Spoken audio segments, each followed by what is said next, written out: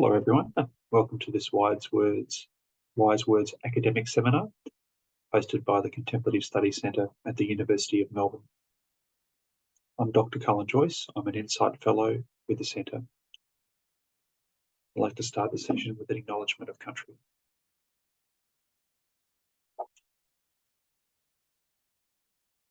We respectfully acknowledge the traditional owners of the unceded land on which we work, learn and live. The Wurundjeri, Woiwurrung and Bunurong peoples of the Kulin Nation. We pay respect to elders past, present and emerging, and to any Indigenous people present today.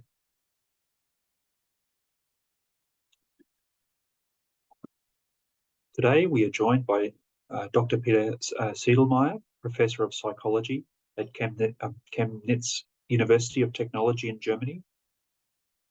In today's presentation, Peter will discuss the lack of consensus on what mindfulness practice entails and its varied effects. He will also present results from a study involving a novel combination of a classic Buddhist text-based mindfulness program, participant collaboration, and a single case experimental design, concluding with recommendations for future research. If you have any questions, please post them in the Q&A at any stage, and we will address as many of them as possible towards the end of the session. Welcome, Peter. Thank you very much for coming. Okay, so welcome everyone. It's very early in the morning here in Chemnitz. I just got up, but I should be able to give the talk now. It's on the amazing varieties of mindfulness practices. Usually, so many people think there's only one kind of mindfulness, but there are mindfulness, different conceptions of the term, sometimes mindfulness seen as a trait or a state. I will only be concerned about mindfulness as a practice today, and I will begin describing how it is described in the literature. And then I give you short accounts of two theoretical approaches to how mindfulness might work. Then I give a short overview about what has been found for different kinds of techniques. I already used the plural, so there are quite a number of mindfulness techniques, and there are also quite a number of differential effects of those techniques. And I will end with a study we have done with participants as collaborators, which might be close to what happens in like Theravada forest monasteries. So the most well-known mindfulness practice in the West is probably mindfulness-based stress reduction, originated by Jon Kabat-Zinn. And you can see it contains lots of mindfulness practices like mindfully eating a raisin, group discussions and exercises, mindful speaking and listening, mindfulness of daily activities, focusing on one's breath. There are several ways to do that within MBSR. Practices of open awareness, body scan, yoga postures, walking meditation, and loving kindness meditation. So quite a lot of quite different practices, and there is no real theory behind that. I guess Jon Kabat-Zinn just collected what he found most helpful for himself and combined it into his very successful program. But if you look at the literature, you can also find concentrative meditation titled as mindfulness meditation, Tibetan Buddhist practices, different forms of vipassana and Zen meditation, or simply attending to the breath, and even for mantra meditation, that has been termed mindfulness meditation. So it's a huge variety of things that fall under this term mindfulness as a practice. In early Buddhism, there is early Buddhism consists of suttas or sutras, collection of suttas in the so-called Pali Canon, and in one of the main three books, there is this Satipatthana Sutta. This is the sutta on the four foundations of mindfulness. And this is the view in the Theravada world about what mindfulness is. Mindfulness, and here I'm referring to Analayo's book, which might be the most well-known book on mindfulness, and definitely on the Satipatthana Sutta. And he lists, and actually that is the Satipatthana lists four foundations of mindfulness. One is the body, one is the feelings, and this is not what we usually conceive as feelings or emotions. It's just pleasant, unpleasant, and neutral. So it's more like a feeling tone or a hedonic tones, and then mental states, which might be cognition and emotion. You could subsume these two in this category, and then specific Buddhist issues, the Dhammas. And I will come back. This is not on the right side here on the slide.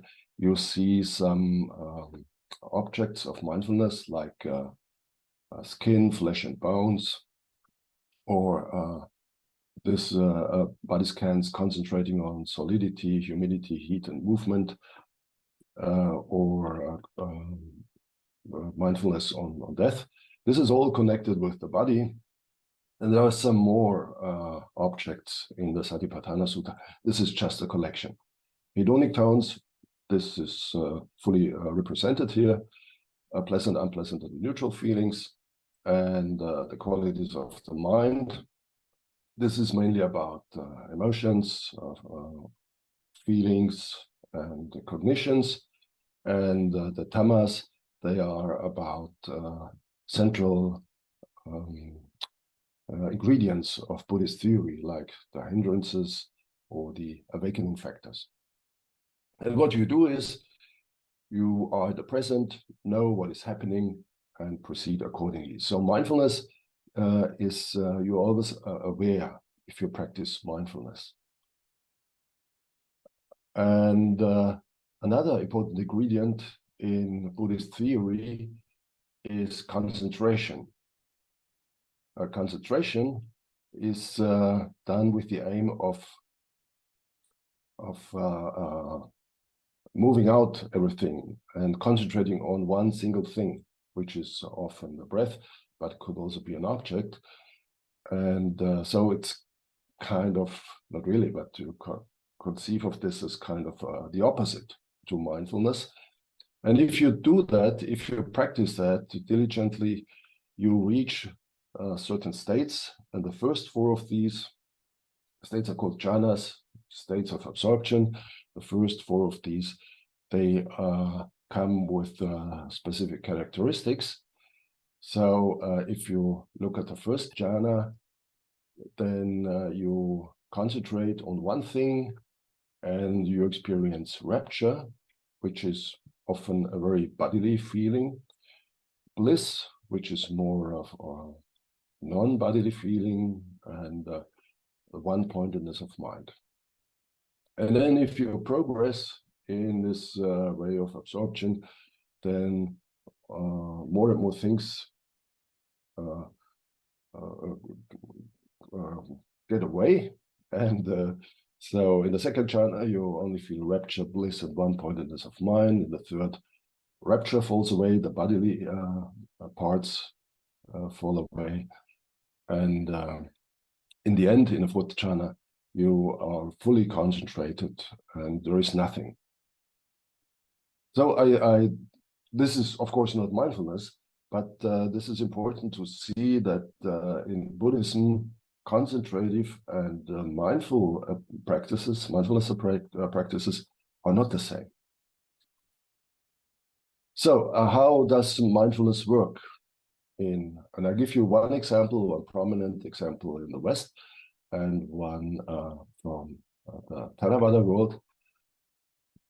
So maybe the most prominent example in the West is the model by Britta Hölzl and collaborators. And she says what she uses as mindfulness is actually a mixture of mindfulness in the Buddhist sense and concentration. So both in the Western literature, these are often called open monitoring, which would be more akin to mindfulness meditation, and focused attention, which would be more akin to concentration. And if you do these practices, and it's not clear which one you do and how often, or what proportion to what proportion you practice one or the other, then what happens is your attention regulation improves, your body awareness improves, your emotional regulation improves, and the perspective on yourself changes. So if you look at this model, one could say it's not really a theory, because you could expect this from the practice. If you practice attention, then of course you should expect that attention improves. If you practice mindfulness of the body, then of course you can expect that body awareness improves. If you look at your emotions during meditation, then you could expect that your emotion regulation improves. And I guess the only genuine Buddhist part here is the perspective on the self, because in Theravada Buddhism, at least, there is no self. And this is definitely taken from Buddhist sources.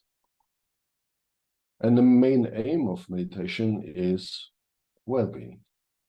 This is quite different from the main aim of meditation in the traditional context.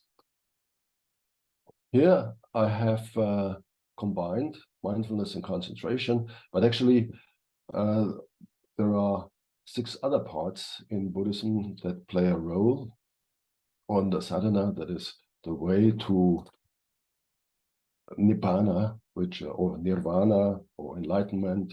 That is the only aim of meditation in Buddhism, to reach that state of nibbana. And in the traditional approach, there are right view, right resolve, right speech, right conduct, right livelihood, and right effort that accompany right mindfulness and right concentration. But here I only concentrate on mindfulness and concentration, because this is what usually people have in mind if they talk about meditation. So mindfulness and clearly knowing, which always comes with mindfulness, that can lead directly to nibbana. Some sources say that. And on the way, you should experience several things, and 2 ones which I think are most interesting for psychology is that the so-called 3 fires, or 3 poisons, often greed, hatred, and ignorance, they go down or are removed, and nibbana actually means extinguishing of these 3 fires. So if you have reached nibbana, these 3 fires are not there anymore. No greed, no hatred, no ignorance. But if you do this practice, also the so-called 4 immeasurables should go up. So your loving kindness should increase, your compassion, your sympathetic joy, and your equanimity. This is the, Buddhist scholars are divided in how they see the importance of mindfulness meditation and concentrative meditation.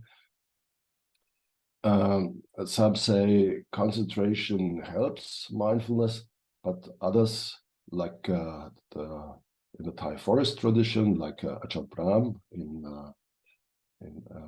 close to Perth, they put an emphasis on concentration. And I say, maybe concentration alone could be enough, but they say there is a going back and forth between concentration and mindfulness, but concentration is absolutely necessary. And they convincingly cite lots of evidence from the scriptures. So all this mindfulness and concentration are usually seen necessary. It's not exactly clear to what extent, how they influence each other, but both are, for most Buddhist scholars, are seen, as I understand it, are seen as necessary to reach Nibbana. And Nibbana corresponds with the insight into the so-called three marks of existence, anicca, that is, everything is changing, dukkha, the unsatisfactoriness of life, and anatta, there is no soul. So it's quite different. If you look at these two explanations or theoretical frameworks of what mindfulness meditation accomplishes, then it's quite different in the West compared to traditional approaches. And you also see that if you look at the aims of meditation, well-being versus enlightenment. Yeah, now we come back to the Western ways of mindfulness meditation. And in the literature, there is no discrimination really about what people did.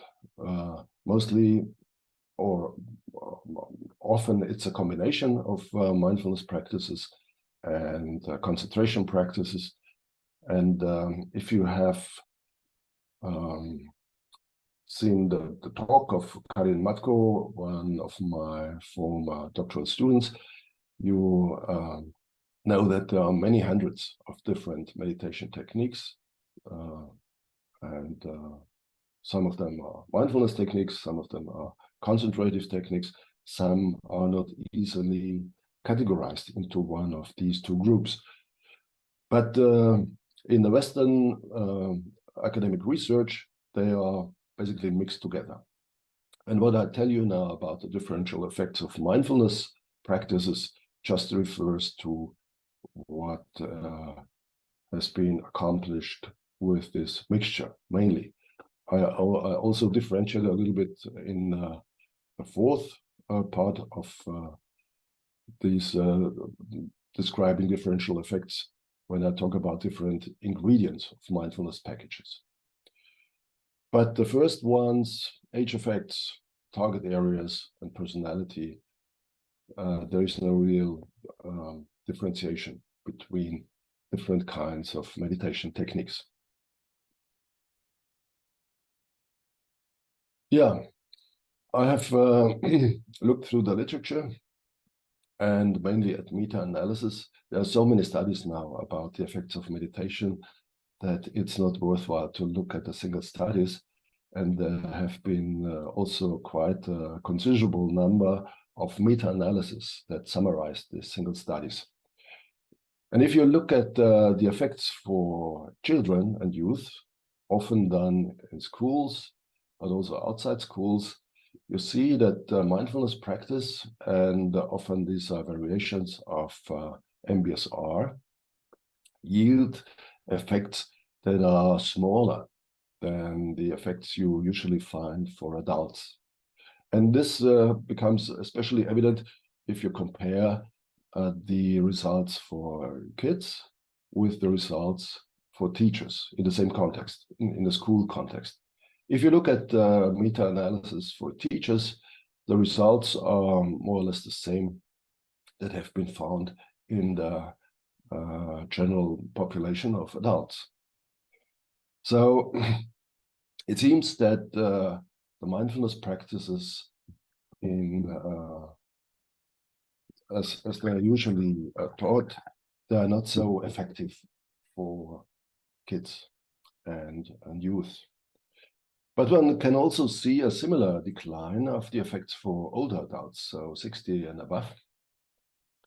Meta-analysis, two meta-analysis that summarized this research found that the effects are quite modest and smaller than if you compare them with the effect sizes found for the normal adult population below the age of 60. And they also found that it might be helpful to put some bodily meditation techniques into the procedure, like Qigong or maybe also walking meditation. If you combine the conventional mindfulness practice with body practice, that seems to rise the effects. So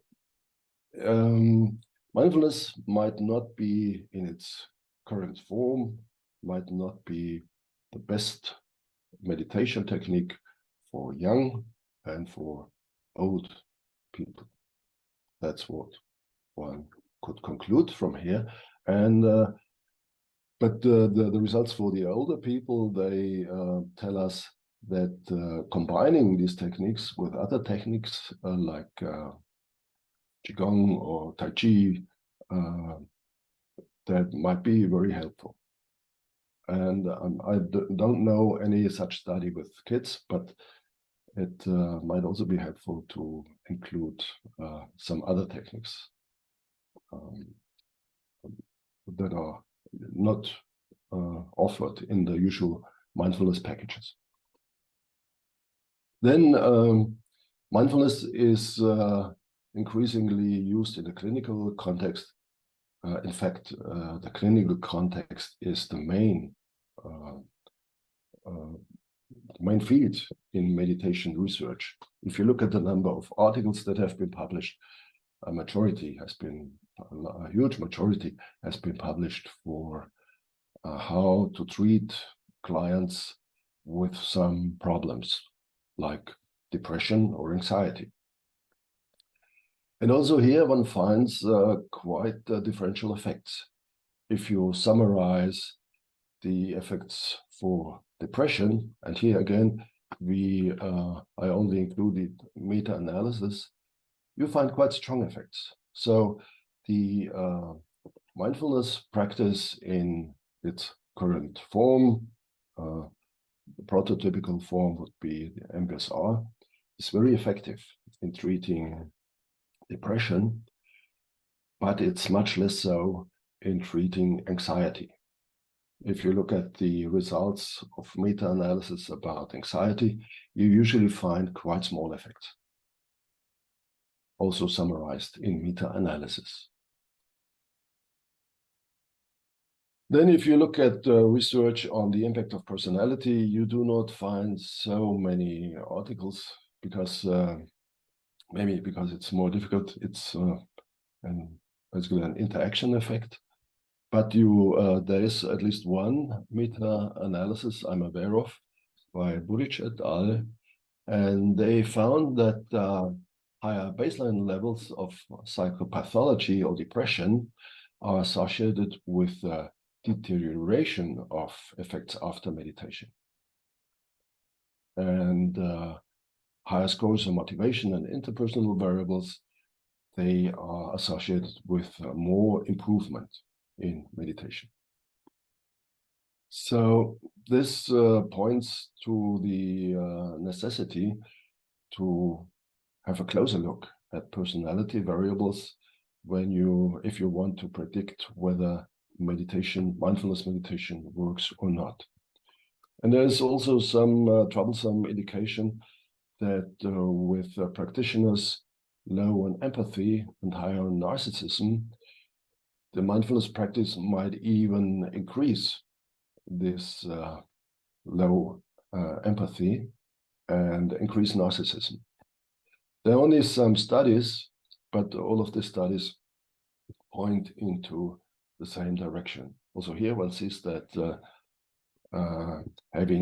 keeping personality traits in mind might be very important in future research, but also in the practice of meditation. Okay, now I'll show you two studies that deal with differential effects of different mindfulness techniques. The first study that is a meta-analysis on fMRI studies. So people went into the tube, and these were experienced meditators. And then they should practice their preferred mindfulness practice or not. And they did the same tasks. And then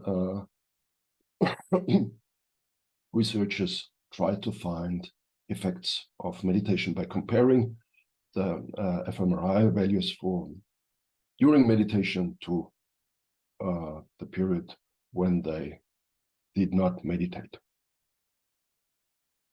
And what one finds is that for the four different kinds of meditation that were included here, focused attention, open monitoring, mantra meditation, and loving kindness meditation, you find quite different locations in the brain that seem to be affected by this specific kind of meditation. So this is an indication that different techniques might in fact yield different effects. But these effects have been found with experienced meditators. It might take some time until these differential effects show. Or another study done by a former student of mine that examined some ingredients of MBSR, 3 of those. So breathing meditation is an ingredient of MBSR, body scan, and loving kindness meditation. And the question was, do these 3 different kinds of meditation yield differential effects? We had several variables, and I only show you one. The emotional experience and regulation, and this consists of emotional acceptance, emotional flooding, which is negative, lack of emotions is also considered negative, emotional regulation, positive, and self-control is also positive. And what you see here is an effect size, a beta, that represents the difference between 2 meditation techniques. So there are 3 differences. The first is between body scan and breathing meditation. These are the black bars here, and you see body scan is better in emotional acceptance and better in emotional flooding, because this is negative, better in lack of emotions and emotional regulation and self-control than breathing meditation. And if it's compared to loving kindness meditation, we have to turn it around, because now the difference is loving kindness meditation minus body scan. So we expect negative values that say body scan is better than loving kindness meditation, and we also find them here with a positive aspect, and here with a negative aspect, and here with the positive aspect again. Loving kindness meditation and breathing meditation do not differ so much, but in tendency, loving kindness meditation did a little bit better than breathing meditation.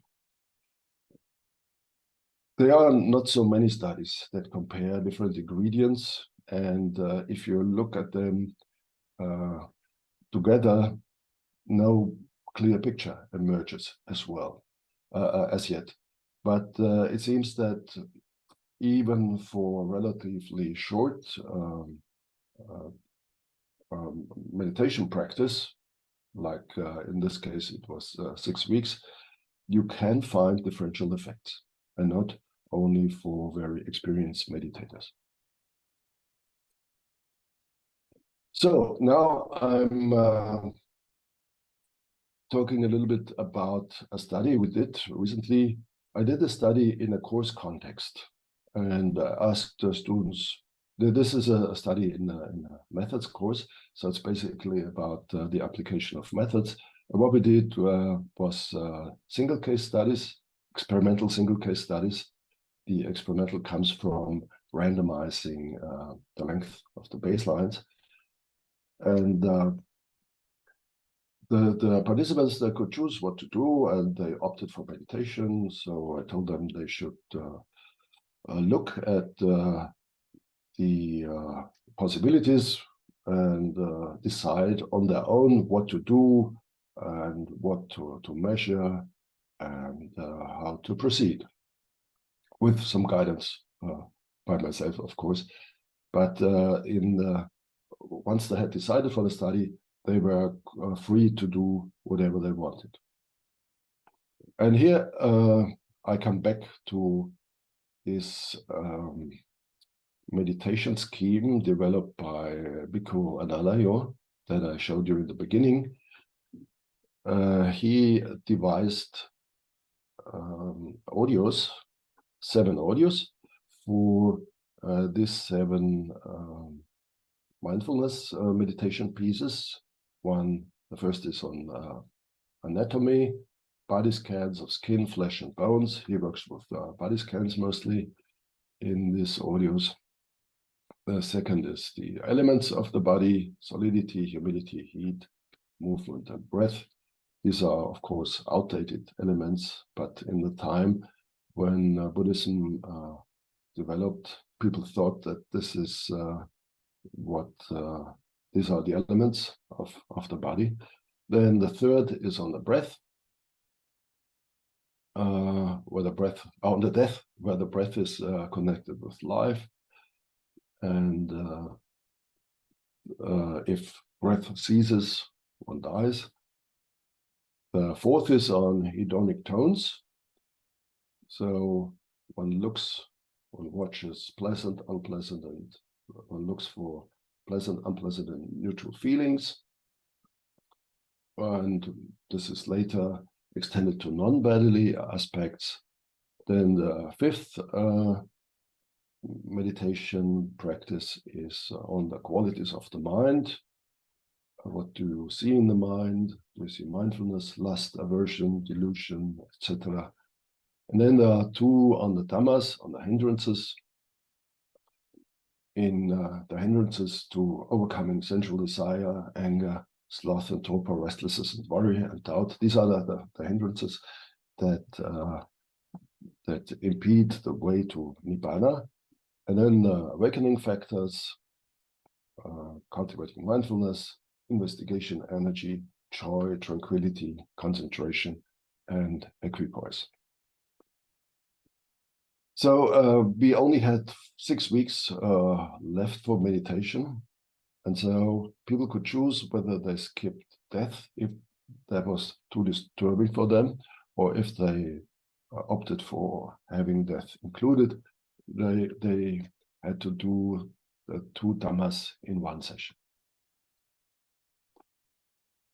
Yeah, these were altogether 11 participants, 11 students, and they decided for this multiple baseline design. Multiple baseline design means there are several forms, but multiple baseline designs over persons means that the first part of the study, people do nothing, and then the treatment comes, in this case, meditation, and the length of the baseline is decided randomly. So participants decided to have 1, 2, or 3 weeks of baseline, and then they assign them randomly to these conditions. Then the question about the dependent measures came up, and they just chose what they were interested in. And these dependent measures, this is also a specialty of single case research. They are often collected on a daily basis, or twice a week, or every other day. And what they chose was a concentration task. mind-wandering questionnaire, decentering questionnaire, PANAS that measures the emotions with an adjective list, a questionnaire on well-being, and actually only 2 questions on emotion regulation, because they also said they didn't want to spend too much time every day doing this questionnaire. So this was a compromise between what interested them and what they thought feasible on a daily basis.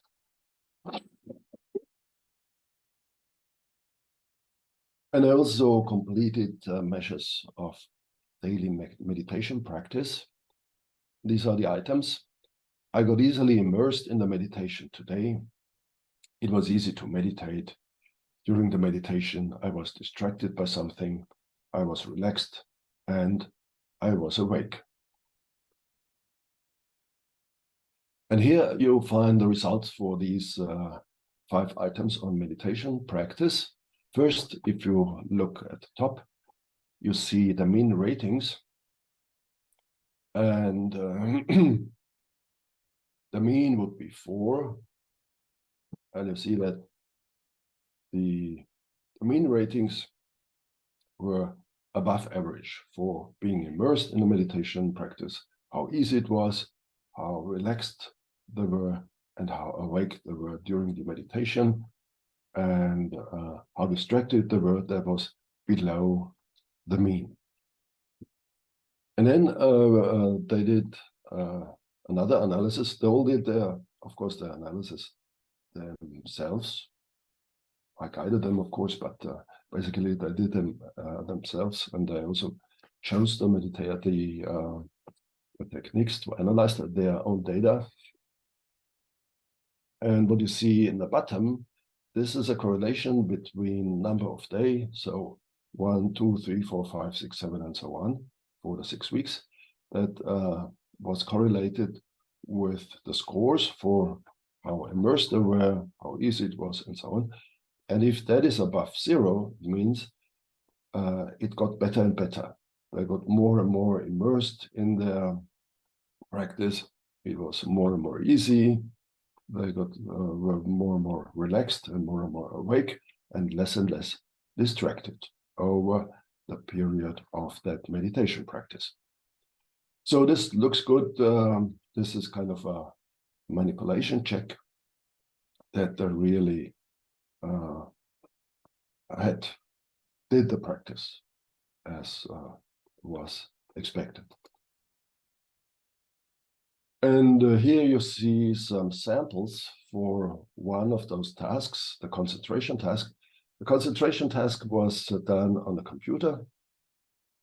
It was a rectangle that contained 20 numbers, and the task was to click on this, that were randomly assigned on this rectangle.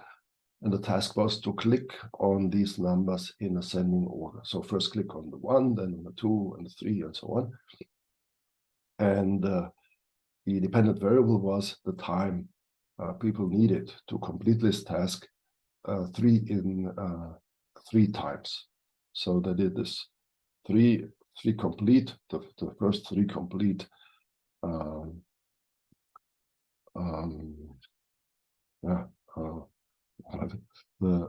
they had to complete the task 3 times completely, do the clicking in the right sequence, and the mean of these 3 times they needed to complete the task. That was the dependent variable. Here you see 3 of the participants that were in the baseline condition with 1 week, then 1 participant in the baseline condition with 2 weeks, and 1 in the baseline condition with 3 weeks. And what you should see is a decline in the time they needed to complete this concentration task. You see that here in case 1A. In case 1B, that is a special case. She was so quick that basically there was no improvement possible. They did it in 10, she did it in 10 seconds. So this can be considered a flow effect. In case 1C, you can see a decline also here, case 2A and case 3B. So it seems that the concentration improved after the meditation began and stayed at a low level.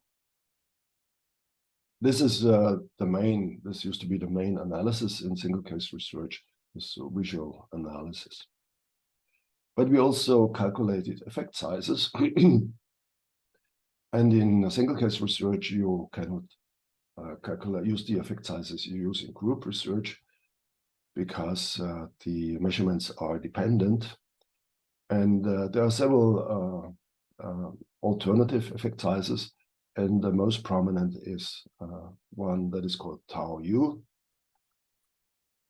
That is kind of a combination between a correlation and non-parametric difference measure between baseline and treatment phase in this case. And it is roughly comparable to a correlation if you look at the values. So if concentration improves, then tau u should be negative. The mean time people needed to complete these tasks should decrease. And this is what we found here for most participants, for the majority of participants. If you look at the confidence interval, if that covers the null, that means this is not significant. If it does not cover the null, it means this is significant. And there were 4 of the 11 participants. The improvement was not so strong, but it went into the right direction. And for the others, it was quite strong. And we did a meta-analysis on over the single cases that yielded an effect of minus 0.42, which is quite a strong effect compared to the effects you usually find in meta-analysis on the effects of meditation. Here, all the dependent variables are given together. We see strong effects for concentration, mind wandering, decentering, for the panas with the positive emotions, for well-being, but not for the panas with the negative emotions. And the 2 items, this is 1 item each for emotion regulation. There was no positive, no effect. And here, with the suppression item, even a slightly negative effect. We also looked at the 11 participants. Oh, actually, they did it. How they fared on the different dependent variables with the help of star plots. So if you look at this rays of this ray means mind wandering, this decentering, positive effect, well-being, and concentration. And the longer the rays of the star, the more pronounced the effect was. So we have some participants with overall strong effects like case 1A, case 1C, 1D, 2B, and 3A. Here, the well-being is not so strong as compared to the others. And we also have 2 cases, 1B and 3C, that had very little effect, where meditation had very little effect. So this could be a means of finding out how promising different meditation techniques are for specific persons. Yeah, this was a lot of stuff in a relatively short time, but if I would try to summarize what I told you, these are the points I wanted to convey to you. The first point is mindfulness is an ill-defined concept, even if one only considers the mindfulness practice and not mindfulness as a trait or a state. And the results of mindfulness practice or mindfulness practices might be quite heterogeneous. And it definitely depends on the age of practitioners, on the target areas like depression versus anxiety, probably also on personality and on the technique used. There might be a special fit between persons and techniques. One doesn't know much about this as yet. And meditation definitely needs more theory. The vast bulk of meditation studies has just been done to see whether meditation works with this and with that. And this is also important, but in the long run, it impedes the progress of meditation research.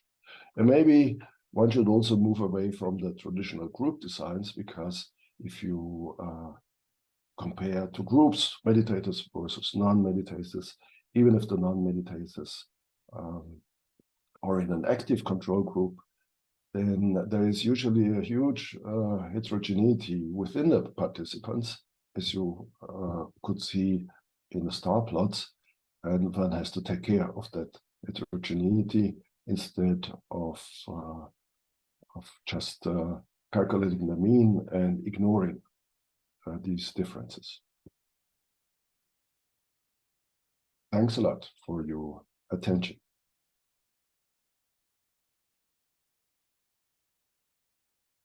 Thank you, Peter.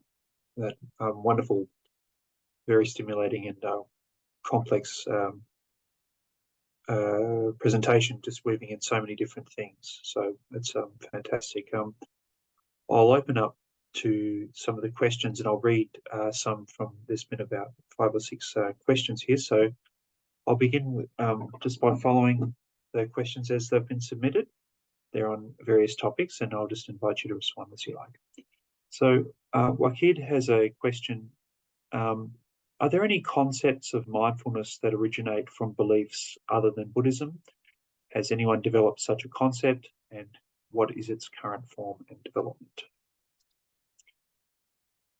Yeah, there are different forms of, like Ellen Langer has developed a form of mindfulness that is not based on Buddhism. And it's more the concept of mindfulness you find in everyday life. So people do not take care of somebody else, and somebody says, "Oh, why haven't you been mindful?" Which is not the mindfulness that is meant in a Buddhist context, like careful, mindful as meaning careful. But I'm not aware of the concept in other religious traditions. Not in that way. That seems to be unique to Buddhism. Thank you. Wakid has a question. It's not a follow-up, but they ask, is Nirvana the same thing as well-being? Just a quick, easy one. No. Yeah. Some probably would say Nibbana is the ultimate well-being, but well-being is a mundane concept. Nibbana is that is also connected with hedonic well-being, and Nibbana is not hedonic well-being. It's just being freed of everything. Freedom, liberation. These are some alternative expressions for Nibbana. It's a total freedom. That's a very helpful answer to leaders. Now, John Powers, who's also connected with the Contemplative Studies Centre, has a couple of questions that kind of feed into what you've just mentioned. So John asks, when you discuss the effectiveness of mindfulness practice, what exactly is effectiveness?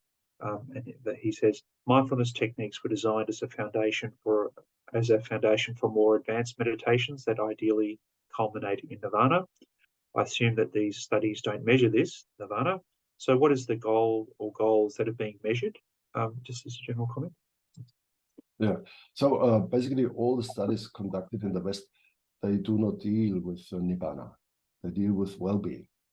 And in measuring the effects of meditation, this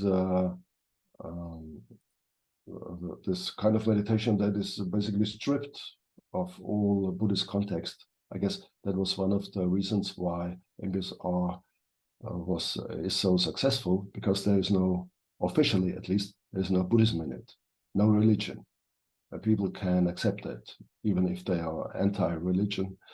So the measurement, the effects that have been measured in Western studies, they just come from what psychology has to offer. If you look at what has been measured, it's basically a collection of the tools that are there in psychology anyway. So it has nothing to do with Nibbana.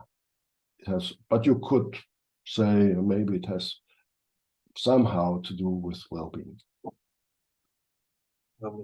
Thank you, Peter. And John has a follow-up to that. That's if it's what's being measured as something like a reduced anxiety or the psychological measures you mentioned, is this based all on self-reporting, or do you take some other more objective measure of that? It's mostly based on self-reporting, but there are also physiological measurements. They're not so frequent, but they seem to coincide with the subjective reporting. And in general, some people have the idea that if you look at the brain, you don't need subjective reports. But if you check how brain studies are interpreted, usually the authors look for correlations between what you see in the brain and what people say. And they have to trust people, because otherwise it's impossible to interpret what happens in the brain. So this is in psychology, at least, trusting what people say is indispensable. And why should they lie about their anxiety? Thank you, Peter. Good. We've got a few more questions, and so I'll just pause briefly as the topic moves a little bit. So we have a question from Toby Woods, hi Toby, great to see you again. He just asks, thanks for your presentation, Peter. My question is, why do you think mindfulness meditation, again, just as a broad term, is not particularly effective at treating anxiety? This is not my personal opinion. This is just the results of the meta-analysis that summarize the effects on treating anxiety with mindfulness meditation. If you look at this meta-analysis, you get very small effects. In contrast to if you look at the effects for depression, you get considerable effects. So the only logical conclusion is, for me, that mindfulness meditation is not so effective in treating anxiety if you get low effect. Excellent, interesting. Kevin has a question. Says, interesting stuff, Peter. Just wondering about your thoughts on research into meditation and morality, as I saw they are both important in the Buddhist context. Yeah, this is an ongoing discussion in the literature for years now, ethics and morality, because there are some publications on the misuse of mindfulness. So if in big companies, the employees get mindfulness instruction, that is not in their own interest. It's in the interest of the companies that make people more complacent and increase the profit of the companies. But this would not be a moral way of teaching mindfulness meditation. So there are quite a number of critics now in the field that say one should definitely incorporate morality and ethics into studies of mindfulness meditation. Fantastic. This follows on very well with Gwen's question. I think pertaining to the Buddhist context, but also the fuller context in which mindfulness in its more traditional forms are often practiced. So, of course, connecting with morality. So they ask, should we perhaps not study meditation as an isolated topic, but rather as one type of something larger at its biggest time use or a form of relaxation? So how would we look at it in relation to something larger rather than that's how I understand that question. Mm. In the traditional context, meditation is a form of life. It's a sadhana. It's the 8 parts of the Buddhist noble path. That is how to live your life. And of course, in the Western world, that's difficult. Usually in the traditional way, there is the people are out of the normal life. They are in a forest monastery or in an ashram. That is hard to do nowadays. But one could try to incorporate at least parts of what is prescribed in those traditional paths. Also in yoga, there are some traditional paths like the Patanjali path. And all these paths contain morality, ethics, conduct of life. And the idea is that if you do not have to worry about your life, if you lead a good life, then it's much easier to meditate. Because if you do not lead a good life, then many thoughts intrude your thinking during meditation, and meditation is much worse than it could be if you are free of all those troubles. But I guess one has to find a compromise if one does not want to be totally dedicated to traditional sadhana. Thank you, Peter. And just to acknowledge the kind of enormous transformative changes that have been happening in the last 100 or so years, it is making it very, at least in the West, relation to some of the more standard forms of life have changed dramatically. So, Tamulan, you had a question. Sorry, Carla, I'll just come back to yours in a second. Tamulan's question is, how can we potentially develop a better theory of meditation? Do you have any idea from where to start? Yeah, I think there are several ways. So one way I did with a colleague from India was to try to extract psychology from the traditional approaches. We tried to do that for Theravada Buddhism and for the Eightfold Path yoga. And another way is to do it bottom up, to look at the effects of different kinds of meditation. We also try to do that and see what happens when you meditate. So I guess there is no easy way to improve on our theorizing about how meditation works, but one should take into account all the possibilities that are there and combine them. And meanwhile, I think maybe we need several theories of meditation, not only one. There might be some overarching theoretical construct in the end, because the aim in the traditional ways of meditation could be considered the same. It's always liberation, or even if that is termed differently, basically it's liberation or enlightenment. And so there might be some meta theory that encompasses everything, but for the way, what happens if you practice meditation in a certain way, one might need different theories. Thank you, Peter. And just at this time to acknowledge the enormous complexity and variety of meditations that you were describing in your study, just how many different varieties or kind of content that would engage that the meditator were engaged was, to me, was amazing because of the potential for engagement with a variety of more traditional meditation practices too. So just to acknowledge the incredible work there that I'd like to come back to. We have a few more questions. We have it's a very exciting number of questions. Carla has a question. On dose, what would you recommend the average person practice if the results comparing different ingredients are somewhat inconclusive? Should we rotate through different techniques to get a well-rounded effect? Yeah. I have question. I have met quite a number of people on.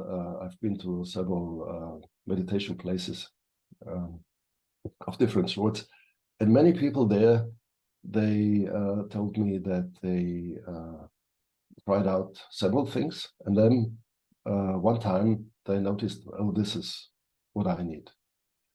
So maybe personal experience, as of yet, might be the best way to search for a technique that fits you. But that should also be a topic of research. So if we collect personality measures, the target areas, so what you want to achieve with meditation, or what role should meditation play in my life, then if you collect that, it might be possible eventually to make a prediction that allows to choose the best technique for a given person for given purposes. But as I said, as of yet, we do not know much about this. So personal experience and trying out might be the best way. And it's also just to mention that having people to reflect with in a sangha is also likely having an effect here, which is also what makes the whole idea more complex. Arunda has a question here. Can the practice of mindfulness in a Buddhist context have differential effects on mental health compared to the secular mindfulness practice? Are there many studies exploring this? I'm not aware of any study that directly compared this. It's probably also hard because the standard idea in psychology or in science is to conduct an experiment, which means everything should be similar except the independent variable, which in this case would be being in a Buddhist context or being in a secular context. But if you do that, then many things also change. And to begin with, motivation might be different for why people go into a Buddhist temple or why they don't want to go there. So that is hard to examine. But I think it makes a difference.